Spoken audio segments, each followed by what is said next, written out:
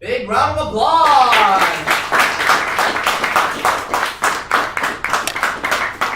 Sorry, my watch lights up when I move my hand.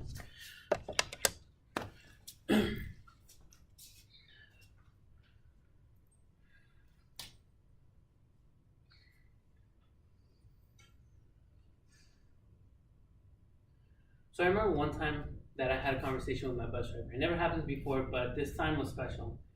It started off kind of weird because I was really groggy. It was in the morning and I was heading to school and I really didn't really want to go to school.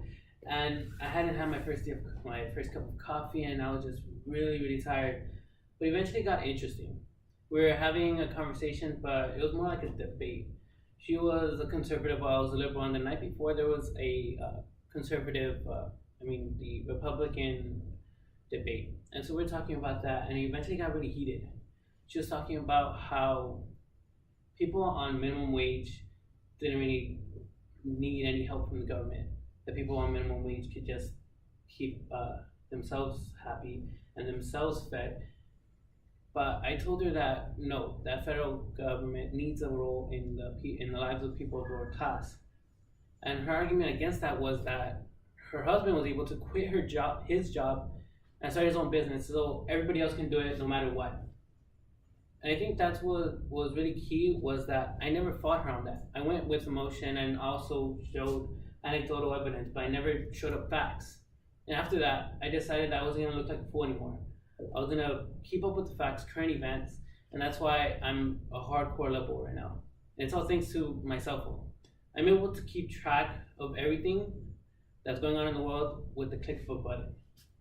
And so today I'm going to talk about the role of the cell phone and how it affects me. So the cell phone represents, mass information. Everybody can just go online and just research whatever they want. And I think that's important to note when we talk about news, because news no longer happens on cable networks. It happens in the palm of your hands.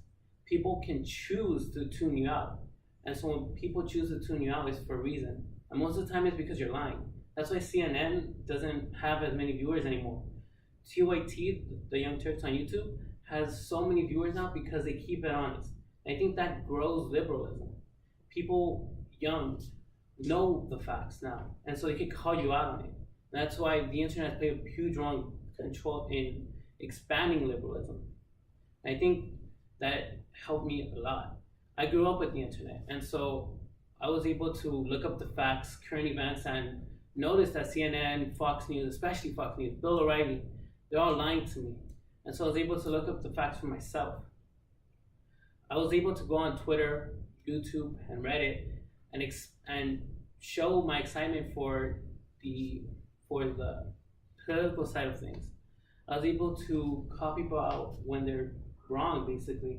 And this has grown liberalism because people now show their excitement with other people. It becomes an echo chamber where everybody can just talk about whatever they want. And it ends up usually being liberal.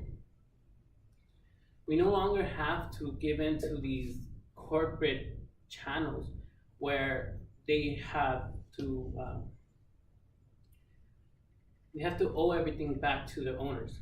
Like CNN, did you know that they're owned by Time Warner? Time Warner donates so much money to Hillary Clinton, and that CNN is very biased in the way they show Bernie Sanders.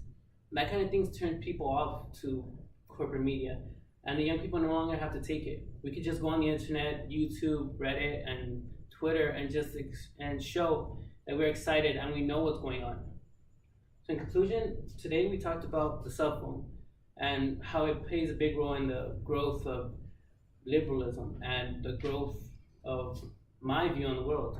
It keeps me honest on what I believe in and what I try and share with the world. Because I too am on Reddit and on Twitter and YouTube, and I can't do that. I can't share my ideas without having the facts behind me. And I was never able to share those facts with the bus driver anymore. She switched lines or something, and I was never able to talk to her again. But if I did, I would probably say thank you, because she showed me that I can no longer just talk about anything out of my ass. I had to have the facts behind me.